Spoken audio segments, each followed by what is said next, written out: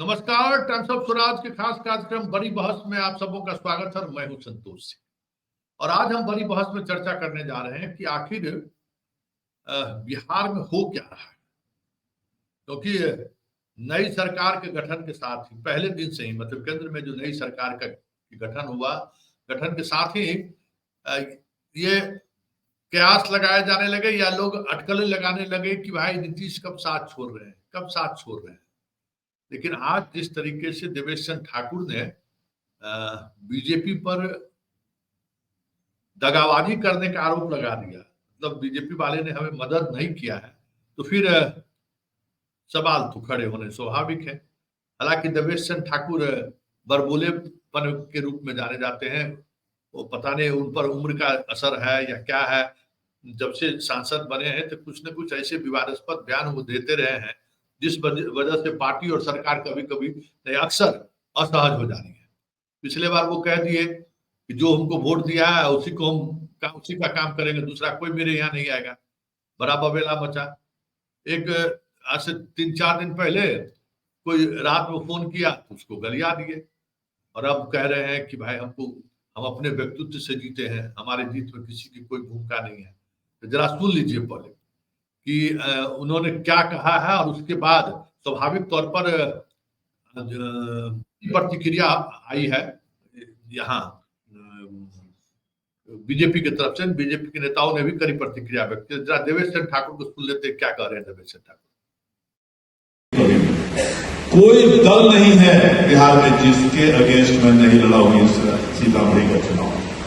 हर दल के लोगों ने वहां टांग खींचने का काम किया और मुझे जिताने का काम अगर हुआ है, मेहनत पूरा ऑफिस संभालने वाले मनीष जी हैं और ये भी जानते हैं, अगर जीता हूं तो ये जो 20 साल 25 साल का मेरा व्यक्तिगत रिश्ता और व्यक्तिगत काम हर दल और हजार दलों का मैंने किया है, उसी ने मुझे चुनाव को जीता। यही नहीं तो वहां आरजेडी तो मेरे सामने था, जेडीयू मेरे साथ था कि मेरे पीछे था, हमको ख्याल नहीं आ रहा। बीजेपी मेरे साथ था कि मेरे पीछे था, हमको ख्याल नहीं आ रहा। हकीकत यही है, इशारा को समझिए। लेकिन ये जो व्यक्तिगत हमने रिलेशन सबसे रखा और वो मेरा स्वभाव है, वो कोई चुनाव के चलते या वोट के चलते नहीं है, वो शुरू से है। तो आपने सुना और चलिए अब सीधे चलते हैं दिल्ली, जहां अभिषेक जी हमारे साथ जुड़ रहे हैं।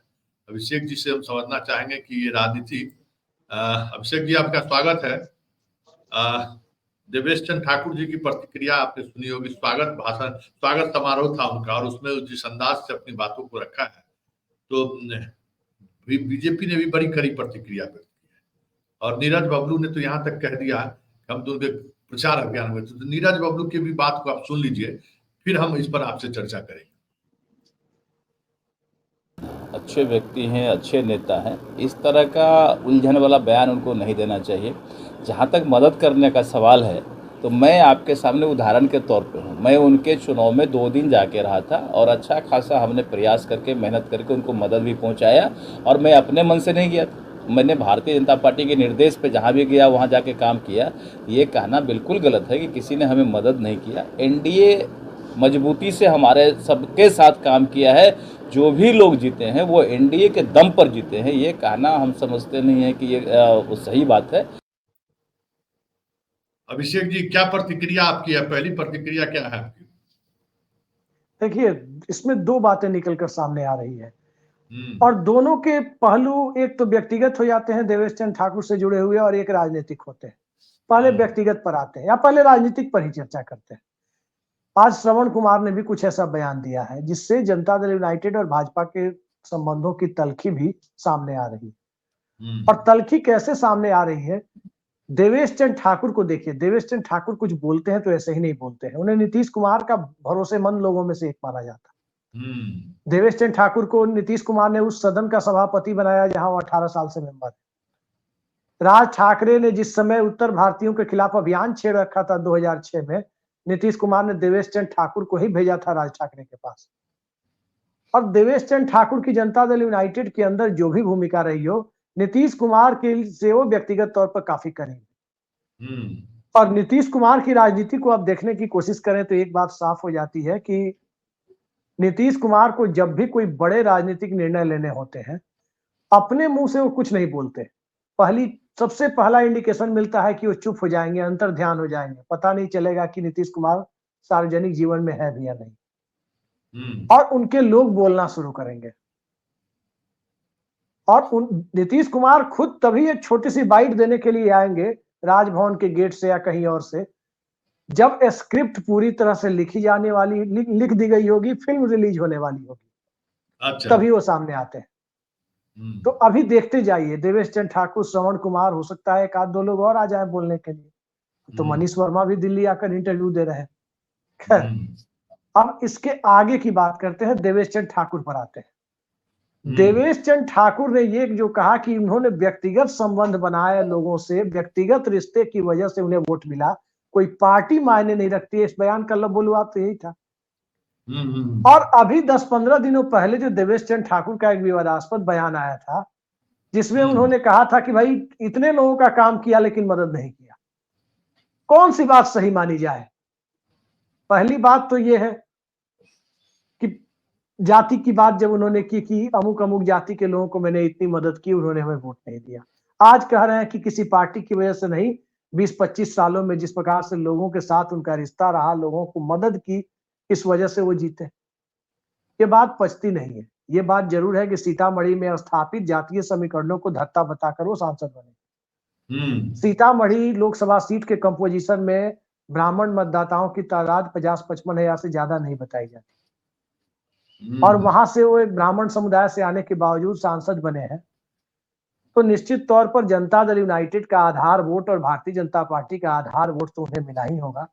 हाँ, कह सकते हैं कि वैसे मतदाताओं में से कुछ वोट इस रिएक्शन में चले गए होंगे कि सुनील पिंटू का, जो वैश्य समाज की ही अति पिछड़े में जो तेली समाज आता है उससे आते हैं, उनका टिकट कट गया था। तो हो सकता है कि एक आध समुदाय के लोग या तो घर में बैठ गए हो, या उनमें से कुछ लोग जाकर इनके खिलाफ वोट दिया है। लेकिन आप जरा बताइए, बिहार में बीजेपी का आधार क्या है? सवर्ण प्लस वैश्य। नीतीश कुमार का आधार क्या है? नीतीश कुमार का आधार है लौकुश समीकरण, अति पिछड़ा, महादलित। अब जब उन्हें जेडीयू का वोट नहीं मिला, भाजपा का वोट नहीं मिला, तो क्या 50-55 हजार जो ब्राह्मण मतदाता उस क्षेत्र में है, उसी के बूते वो सांसद बन गए, जो उनकी बिरादरी का वोट है। उसी बिरादरी के वोटों को भी कहा जाता है कि बीजेपी का आधार वोट है। खैर चलिए, जाति के नाम पर उनको मिल गया होगा, तो क्या उसी से, उस पर तो उनकी जमानत नहीं बचती। सही बात। ये सीतामढ़ी की स्थिति है कि जो बयान वो दे रहे हैं, पहली बार दरअसल जनता के बीच से सीधे चुनकर आए हैं देवेश चंद्र ठाकुर। इसके पहले वो उच्च सदन में जाते थे, विधान परिषद में जाते थे, कभी विधानसभा गए नहीं। लोकसभा भी पहली बार गए। 2014 से ही प्रयासरत थे कि वो सांसद बने। और बीजेपी के पूर्व राष्ट्रीय अध्यक्ष के पास भी कहा जाता है कि वो पहुंचे थे। ये अलग बात है कि वो पूर्व राष्ट्रीय अध्यक्ष नरेंद्र मोदी और अमित शाह की गुड बुक में नहीं आते हैं, खुद बड़ी मुश्किल से जीत कर पहुंचे हैं। लेकिन कहा जाता था कि उन्होंने गलत दरवाजा खटखटा दिया, इसलिए 2014 में उन्हें भाजपा का टिकट नहीं मिला। तो देवेश चंद्र ठाकुर के इस बयान में मुझे लगता है कि कहीं ज्यादा दम्भ नजर आता है कि वो अपने बूते जीत कर पहुंचे हैं। अपने बूते तो जॉर्ज फर्नांडिस को 22,000 वोट आया था मुजफ्फरपुर में। जिन जॉर्ज फर्नांडिस ने मुजफ्फरपुर के लिए इतना कुछ किया था, तो देवेश चंद्र ठाकुर को भला अपने बूते इतने वोट मिल जाएंगे, ये बात मैं नहीं मानता। पप्पू यादव को भी अपने बूते इतने वोट नहीं मिलेंगे ना। पप्पू यादव को भी जो वोट मिले, ज्यादातर वोट वैसे थे जो लोगों में दिख रहा था कि एनडीए हराओ, नरेंद्र मोदी के कैंडिडेट को हराने के लिए जो वोटर प्रतिबद्ध था, उस वोटर को दिख रहा था कि बीमा भारती मुकाबला नहीं दे पा रही है, पप्पू यादव ज्यादा दमदार कैंडिडेट है। वो वोटर ही फ्लोटिंग वोटर बन गया। लेकिन तब भी देवेश चंद्र ठाकुर की तुलना में कम से कम 5 से 10 गुना ज्यादा बड़ा व्यक्तिगत वोट पप्पू यादव का पूर्णिया में जरूर था।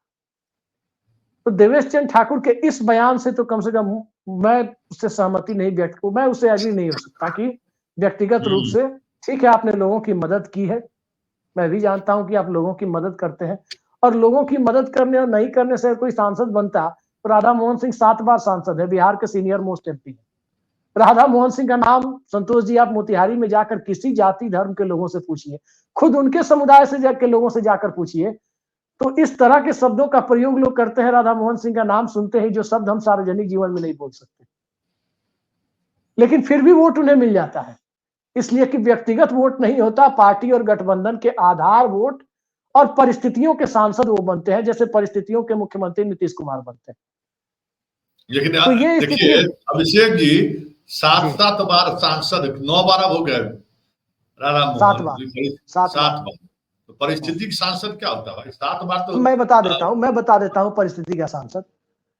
जनता दल और बीजेपी में स्ट्रेटेजिक अलायंस था 1989 में। वो फोर्स की आंधी में जनता दल ने मोतिहारी में कैंडिडेट नहीं दिया, राधा मोहन सिंह जीत गए। 1996 में रामो वामो के सीपीआई का, जिसको जनता दल का समर्थन प्राप्त था, लालू यादव का, मुस्लिम कैंडिडेट थे, कैफी साहब वकील थे, उनसे मुकाबला था, वो ये जीत तो गए। अलग बात है ना। देखिए अच्छा, अब आगे आइए। करगिल की लड़ाई के बाद फिर 98 हारने के बाद 99 करगिल में जीत गए। 2004 में वेव नहीं थी, हार गए। 2009 से राधा मोहन सिंह ही क्यों, संजय जायसवाल भी जीत रहे हैं, शिवहर की सीट भी लगातार जिधर नीतीश कुमार है जीत रहे हैं। 2014 के त्रिकोणीय मुकाबले को छोड़ दे तो कौन हार रहा है? सुशील सिंह इस बार हार गए, नहीं तो वो भी जीत रहे थे 2009 से। सवाल ये है, भारतीय जनता पार्टी 2009 से पटना साहिब जीत रही है, जबकि 4 में हार गई थी, रामकृपाल यादव से सीपी ठाकुर हार गए थे। 2009 से राधा मोहन सिंह ही चौथी बार जीते हैं, ऐसी बात नहीं है, संजय जायसवाल भी जीते हैं। राजीव प्रताप रूडी भी 9 में मामूली वोट से हार गए थे, लालू यादव रेल मंत्री थे, उनका अपना ग्लैमर था 9 में, इसलिए वो हार गए थे, नहीं तो वो भी लगातार जीत रहे हैं। कौन नहीं जीत रहा है? तो उसको देखिए, राधा मोहन सिंह वाकई परिस्थितियों के सांसद है, संजय जायसवाल परिस्थितियों के सांसद है। अरे भाई, ये कोई मतलब तब तो सब परिस्थिति के सांसद है ज्यादातर बिहार में। इस बात को कहने में जनार्दन सिंह सिग्रीवाल, आप देखिए जनार्दन सिंह सिग्रीवाल, उनको अपने दम पे वोट नहीं मिल रहा है। अरे किसके दम पर भाई? आरके सिंह नहीं, किसके दम पर वोट मिलेगा भाई? नरेंद्र मोदी और राहुल गांधी छोड़ दीजिए, नीतीश कुमार, किसके दम पर? इन सब के तुलना में आप व्यक्तिगत जीत, पप्पू यादव की जीत को कुछ हद तक मान सकते हैं, व्यक्तिगत जीत आप सुधाकर सिंह की जीत को कुछ हद तक मान सकते हैं। आप सासाराम की सुरक्षित सीट पर जो मनोज राम बिहार में जीतकर पहुंचे हैं, वो बिहार की सबसे बड़ी व्यक्तिगत जीत आप मान सकते हैं कि सुरक्षित सीट पर चुनावी हिंदुत्व की लेबोरेटरी जिसे कहते हैं, उसे ध्वस्त कर दिया गया। नहीं तो मनोज राम क्या था वहां? मनोज राम की क्या राजनीतिक हैसियत थी वहां? कांग्रेस पार्टी की थी, जीत गए, कांग्रेस पार्टी को जी, इसलिए वही मैं कह रहा हूं कि तो देखिए, कांग्रेस पार्टी का बिहार में बहुत बड़ा आधार है नहीं, ये सच्चाई है। उसके बावजूद कांग्रेस पार्टी के सिंबल पर कोई व्यक्तिगत रूप से जीत करके जाता है। हालांकि 2009 में भी लालू यादव का समर्थन नहीं था, लेकिन मीरा कुमार जीत कर गई थी, स्पीकर भी बनी थी। उस सीट की स्थितियां ऐसी है पर हमारी जीत निश्चित तौर पर भाजपा और जदयू दोनों के आधार वोटों के अधिकांश हिस्से उन्हें मिले, इसकी जीत है, ये मानने में कोई गुरेज नहीं होना चाहिए। नहीं, वो तो बात है। देवेश चंद्र ठाकुर कितना भी गाल बजा ले, विधान परिषद का चुनाव और संसद बनने दोनों में बहुत फर्क है। लेकिन सवाल यह है कि उन्होंने लालू की तारीफ की है कि वो दोस्ती निभाते हैं, जदयू पर भी कटाक्ष किया है और बीजेपी पर और ज्यादा कटाक्ष कर दिया है कि अपने लोगों को समझने की जरूरत है।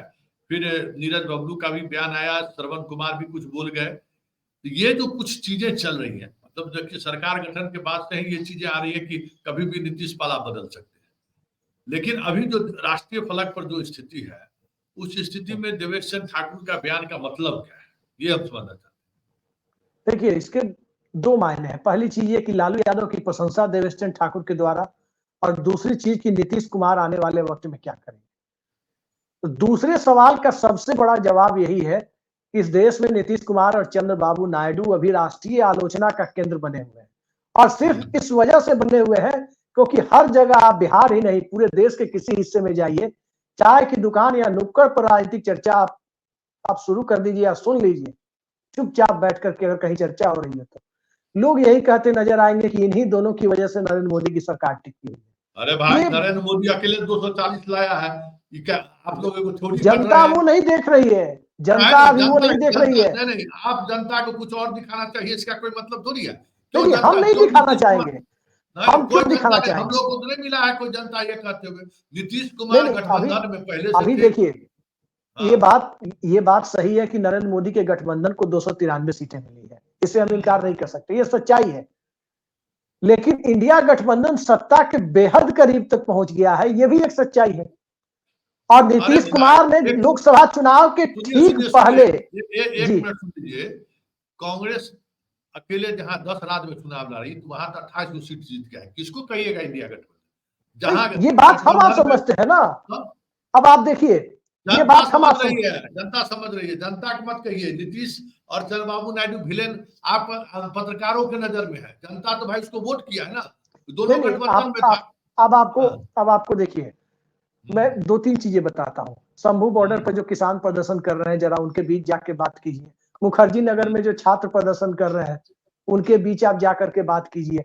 सरकारी वैकेंसी नहीं निकलने से जो परेशान नौजवान हैं, अग्निवीर वाले जो लोग हैं, उनसे बीच जाकर के बात कीजिए, जो एक पॉपुलर परसेप्शन बनाने में अपना रोल प्ले करते हैं।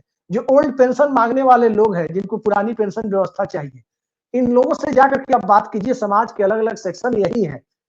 तब आपको पता चलेगा कि नीतीश कुमार और चंद्रबाबू नायडू को किस नजरिए से भी देखा जा रहा है। रही बात देवेश चंद्र ठाकुर की, नीतीश कुमार के बेहद करीबी है। स्वाभाविक है, नीतीश कुमार जो निजी बातचीत में बोलते होंगे, उसका इंपैक्ट हो सकता है कि वो सार्वजनिक रूप से व्यक्त करते हुए नजर आए, क्योंकि जब वो बोल रहे हैं, उनके बगल में अभिषेक झा बैठे हुए हैं, जदयू प्रवक्ता, और वो शायद कैंडिडेट भी हो रहे हैं ना। तो गया वो तो विधान परिषद के, हमको तो लगता है अभिषेक झा को सेट कर दिया आदमी। हम तो सुने हैं कि उन्हीं की मर्जी से टिकट मिला है अभिषेक झा को, या मिल रहा है। अच्छा। तो सवाल ये है, देखिए सवाल ये है कि देवेश चंद्र ठाकुर तो 3 चीजें उनके साथ। सांसद बनकर के गए, सांसद बनने के बाद हो सकता है मंत्री बनने की भी आकांक्षा रही हो। बहुत लोग यहाँ तो जनता दल यूनाइटेड के 12 सांसद मंत्री बनना चाहते हैं। बहुत सारी चीजें रही हो, और विधान परिषद में ये सभापति के पद पर थे। यहाँ एक अलग तरह का और था उनका, वो सारी चीजें हैं। और एक अच्छा, सांसद बनने की तमन्ना उनके दिल में लंबे समय से थी। सांसद बन करके गए, तो सांसद बन के जाने के बाद क्या स्थिति? अब आप देखिए, दिल्ली में नरेंद्र मोदी सरकार तो उसी तरह से चला रहे हैं जिस तरह से 14 से 24 चला रहे थे। तो इस तरह से जब भारतीय जनता पार्टी शासन सत्ता को चला रही है, तो देवेश चंद्र ठाकुर की सुनने वाला वहां कौन है? दूसरी तरफ लालू यादव की जो प्रशंसा की है, उस पर हम आ रहे हैं। लालू यादव दरअसल, संतोष जी, सीतामढ़ी में किसी वैश्य समुदाय के व्यक्ति को टिकट दे दिए होते, तो 50,000 से जो जीत हार दिख रही है, यादव समाज के व्यक्ति को टिकट देकर लालू यादव ने पूरे इंडिया अलायंस को एमवाई गठबंधन तक ही काफी हद तक सीमित कर दिया था, कि उसके बाहर वोट लेने के लिए मशक्कत करनी पड़ रही थी आरजेडी को। बेहद बहुत सौम्य आदमी है अर्जुन राय, इससे आप इनकार नहीं कर सकते, बहुत सभ्य आदमी, अच्छे आदमी। तो वहां तक जो उन्होंने सीमित कर दिया, इसका फायदा भी इन्हें मिला है। अगर कोई एक समुदाय वो जोड़ करके ले जाते, तो स्थितियां अलग होती। ये बात तो करीब करीब तय है कि स्थितियां इनके खिलाफ जा सकती थी। तो हो सकता है कि अब उसके पीछे कहीं कोई डील रही हो, कहीं कोई खेल रहा हो कि लालू यादव को छोड़कर किसी दूसरे को समुदाय के व्यक्ति को टिकट ना दे दे, एमवाई में ही अपने टिकट को सीमित रखें, उसका ये आसान उतार रहे हो। ये भी एक कारण हो सकता है। लेकिन मोटे तौर पर देवेश चंद्र ठाकुर के व्यक्तित्व को जितना मैं जानता हूं, इमोशनल आदमी है। किसी की मदद करते हैं तो दिल से मदद करते हैं, और पता चला कि वहां उन्हें धोखा मिलता है जिसको इन्होंने मदद दी है, उसके बाद इनका गुस्सा फूट पड़ता है। ये सारी चीजें उनके व्यक्तित्व का हिस्सा है, और आमतौर पर राजनेता का व्यक्तित्व देवेश चंद्र ठाकुर जी का ये बयान, अभिषेक जी, ये जो बयान है, इस बयान को सीरियसली लिया जा सकता है कि कुछ ना कुछ दोनों के बीच चल रहा है। देखिए, दोनों के बीच कुछ ना कुछ चल रहा है, ये बात मोटे तौर पर कही जा सकती है कि चल रहा है। इसलिए नीतीश कुमार चुप्पी साधे हुए हैं। बीच बीच में तो कहीं निकलते थे, मीडिया बाइट 2 मिनट का दे देते थे, 3 मिनट का कहीं सब घेर लेते थे। अलग अलग चैनल वाले लोग तो कुछ कह देते थे, और कुछ ना कहे तो इतना ही कह देते थे कि 2005 के पहले कुछ था जी। घर में से निकलते थे तो वापस कब लौटेंगे, तब तक घर का लोग टेंशन में रहता था। कहीं रोड बिजली कुछ था, लॉ एंड ऑर्डर, ये सब बात इतना तो कही देते हैं ना, क्या और बोल देंगे। सब अपने परिवार को आगे बढ़ाने में लगा हुआ है।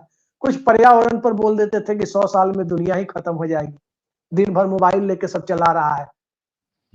कुछ कुछ तो बोल देते थे। आजकल वो बोल ही नहीं रहे हैं। अब देखिए, विधानसभा के अंदर उन्होंने कुछ बोला, और उसके पहले और उसके बाद में नीतीश कुमार का दर्शन दुर्लभ हो गया है। नहीं, आजकल फिट हो गए हैं। पहले वाला हम नीतीश उस पर कुमार सवाल नहीं नहीं है। उठा रहे, नीतीश कुमार फिट है, उसमें कोई दो राय नहीं है, लेकिन नीतीश कुमार दिख क्यों नहीं रहे? और नीतीश कुमार दिखना कब बंद करते हैं? नीतीश कुमार दिखना बंद करते हैं तब जब वो राजनीतिक तौर पर कोई कुछ बड़ा करने की सोच रहे होते हैं। आप मतलब याद आपको कीजिए लग जब रहा है कि आरसीपी सिंह राजनीतिक का तौर टिकट पर काट रहे थे, आरसीपी सिंह का टिकट काट रहे थे, घटना आपको बता दें, कुछ नहीं बोल रहे थे। ये जून के का आखिरी महीना था 2022 का, तकरीबन 40 दिन बाद वहां खेल हुआ था 9 अगस्त 2022 को। हरेंद्र सिंह उनके पुराने उनके साथ रहे, बिहार पुलिस में भी रहे, पुराने उनके साथ रिटायर हो गए तब भी उनके साथ है, उनके बेटे या बेटी किसी की शादी थी, वहां नीतीश कुमार पहुंचे, वहां आरसीपी सिंह मिले। ये एक उनका सार्वजनिक प्रदर्शन देखने को मिला कि नीतीश कुमार यहां पर दिख रहे हैं। उसके बाद नीतीश कुमार कब दिखते हैं? नीतीश कुमार दिखते हैं 7 अगस्त 2022 को। 9 अगस्त को बिहार में खेल हुआ था, 7 अगस्त को राष्ट्रीय या अंतरराष्ट्रीय हथकरघा दिवस, वर्ल्ड हैंडीक्राफ्ट डे शायद है उस दिन। हथकरघा पर बिहार के दोनों डिप्टी सीएम, समय शाहनवाज हुसैन भी मंत्री थे और भी बाकी मंत्री नीतीश कुमार के अगल बगल बैठे हुए हैं, सब एक दूसरे से बात कर रहे हैं, हंस मुस्कुरा रहे हैं। उस बैठक के बाद चूंकि हमने ही खबर चलाई थी 5-6 अगस्त को भी और 29 या 30 जुलाई को भी खबर चलाई थी, दूसरे चैनल में था तब मैंने खबर चलाई थी कि बिहार में सावन के महीने में ही खेल हो रहा है। उस इस हथकरघा बार भी दिवस से अब चला निकलकर है अभिषेक जी, इस बार भी चला है, सावन में खेल होगा। जी एक अब आगे हम आपको बता रहे हैं। उस हथकरघा दिवस से निकलकर एक मंत्री महोदय बिहार में जो बीजेपी कोटे से आते थे, नाम लेना उचित नहीं है, उन्होंने मेरे पास फोन किया और उन्होंने फोन करके कहा कि देखिए आपकी खबर गलत निकलेगी, मुख्यमंत्री जी खूब अच्छे से हम लोगों से बात कर रहे हैं, कहीं कुछ नहीं हो रहा है, दिल्ली आ रहे हैं, आपसे मुलाकात होगी। हाँ, दिल्ली में उनसे मुलाकात हुई तब तक वो पूर्व मंत्री हो चुके थे। ये बात हम नाम नहीं खोलेंगे, लेकिन 7 अगस्त को हथकरघा दिवस से निकलकर उन्होंने मुझे फोन किया था। तो इसलिए कह रहे हैं कि नीतीश कुमार बोलते बहुत कम है, क्यों? वही सार्वजनिक समारोह आ जाए, निकल जाए, 2 मिनट बाइट दे दे, अलग बात है, लेकिन आमतौर पर जब नीतीश कुमार राजनीतिक तौर पर कुछ सोचने विचारने की प्रक्रिया में होते हैं, आप देखिए 2022 में या 2017 में ही देखिए ना, राष्ट्रपति के शपथ ग्रहण में नीतीश कुमार रामनाथ कोविंद के शपथ ग्रहण में दिल्ली गए और 1 महीने से चुप थे। बस जेडीयू के लोग कह रहे थे कि एक्सप्लेन कर दीजिए वो लैंड फॉर जॉब या बाकी जो ईडी वाले मामले चल रहे थे, लेकिन नीतीश कुमार चुप थे। और किस रूप में सामने आया था? तो नीतीश कुमार की आप चुप्पी, मान रहे हैं कि जो रूप दिख रहा है उसमें नीतीश का बाहर जाना तय है। देखिए नीतीश पर ही आप कह रहे हैं, नीतीश कुमार के साथ साथ तेजस्वी यादव की गतिविधि को भी तो देखिए। हम पत्रकार कड़ियों को कैसे जोड़ते हैं? नहीं, तेजस्वी यादव तो बीमार है भाई। लालू परिवार ने सार्वजनिक तौर पर उनकी बीमारी को लेकर कुछ कहा है?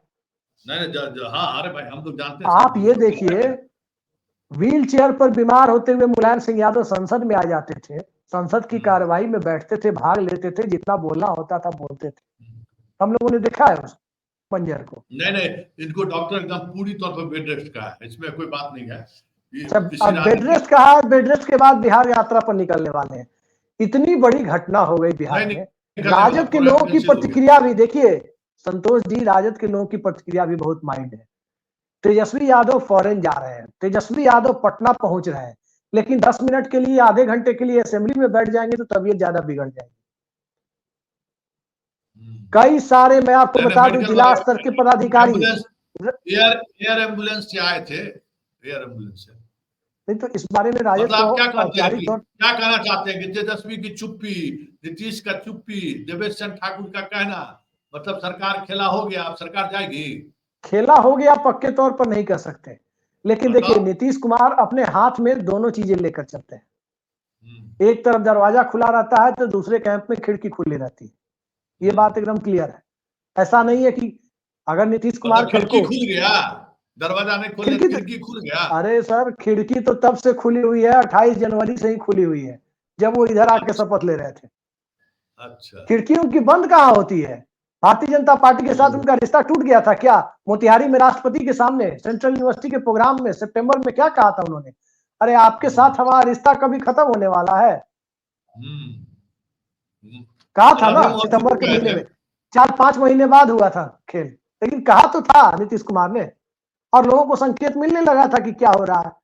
तो मतलब सवाल ये नहीं है, देखिए देखिए देखिए अब क्लियर कट सुनिए ना, घुमाइए, गोल गोल मत घुमाइए अभिषेक जी, सीधा सवाल। जी तेजस्वी की चुप्पी, नीतीश की चुप्पी और देवेश चंद्र ठाकुर का बयान, क्या ये माना जाए कि बिहार में 2-4-5 महीने के अंदर में सत्ता समीकरण बदल जाएगा? देखिए, सबसे बड़ा इंडिकेटर इसमें जानते हैं क्या है कि अब 10 दिन में सत्ता बदल जाएगी, इसका इंडिकेटर तब मिलेगा जब नीरज कुमार जो जदयू के प्रवक्ता है, आरजेडी पर हमलावर रहते हैं, वो आरजेडी पर अटैक करना कब बंद करते हैं, ये बंद ध्यान किए रखिए। हुए हैं, कहाँ आ रहे हैं इधर? नहीं तो इधर बार आरजेडी बार पटक, होटवार, कैदी नंबर इतना, पटना में इतने बीघा, इतने कट्ठा जमीन, वो सब बंद ये है, वो सब बंद है। अभी तो नीरज जी नीरज का कोई कुमार बयान नहीं अगर आ रहा है। देखिए, नीतीश कुमार के पास अलग अलग मोहरे हैं, मैं आपको बता देता हूं। जब हम्म, उनको अटैक करना होता है राष्ट्रीय जनता दल के ऊपर, जब राजद से दूरी बनानी होती है राजद के साथ, तब नीरज कुमार जैसे प्रवक्ता को एक्टिव किया जाता है। निखिल मंडल मतलब जैसे लोगों को, खैर आजकल वो प्रवक्ता अभिषेक नहीं जी, है। नीरज भी चुप है, नीरज भी चुप है, श्रवण कुमार बोल ही दिए, देवेश चंद्र ठाकुर का ही गया, तेजस्वी भी चुप ही है, नीतीश भी चुप है। मतलब सावन में इस बार खेला हो जाएगा। तब ये पक्के तौर पर तो नहीं कर सकते कि सावन में हो जाएगा, नीतीश कुमार चाहे तो हो जाएगा। भादो में, देखिए जी, भादो देखिए में खेला तो होगा, ये तय मानिए कि भारतीय कितना जनता दिन पार्टी में? के साथ नीतीश कुमार नहीं रहेंगे। इसलिए नहीं रहेंगे क्योंकि बीजेपी के कोर वोटर का इस बार नीतीश कुमार को, जो मेरे पास जमीनी फीडबैक है वो मैं आपको बता रहा हूं, जब मेरे पास फीडबैक है, आपके पास फीडबैक है, तो स्वाभाविक है कि नीतीश कुमार के पास फीडबैक होगा। बीजेपी के कोर वोटर का वोट, जो पिछली बार चिराग मॉडल के रूप में बिहार की तकरीबन आधी, जेडीयू की अधिकांश विधानसभा सीटों पर छिटक गया था, इस बार भी नीतीश कुमार को बीजेपी का कोर वोटर वोट करने की स्थिति में शायद ही आ पाए। ये नीतीश कुमार को पता है। गठबंधन क्या होता है? गठबंधन कोई चैरिटेबल ट्रस्ट बनाने के लिए नहीं होता है। गठबंधन होता है वोटों के म्यूचुअल ट्रांसफर के लिए। इसका कोई सिद्धांत उसूल नहीं होता है। अगर वाम मोर्चा के लेफ्ट फ्रंट के गठबंधन को छोड़ दे तो इस देश का कोई भी गठबंधन सिद्धांतों पर टिका हुआ गठबंधन नहीं, चाहे इस खेमे का हो या उस खेमे का हो। सीपीएम, सीपीआई, फॉरवर्ड ब्लॉक, मतलब इस सब का ये मान गठबंधन लिया छोड़ जाए ना दीजिए, कि कोई नीतीश, अभिषेक जी, अब वक्त थोड़ा कम है, मतलब ये जी। मान लिया जाए कि जल्द ही नीतीश पाला बदल लेंगे। विधानसभा चुनाव के पहले तो बदल लेंगे, ये तो करीब करीब चलिए, तय मानिए। अब विधानसभा चुनाव कब कराएंगे उसके हिसाब से तय होगा, वही जानते हैं। लेकिन लालू यादव का वोटर नीतीश कुमार से दगा करके भाजपा को जाके वोट दे आएगा, ये बात लालू या नीतीश कुमार भी जानते हैं कि नाराज भी होगा तो वोट कम ही को देगा।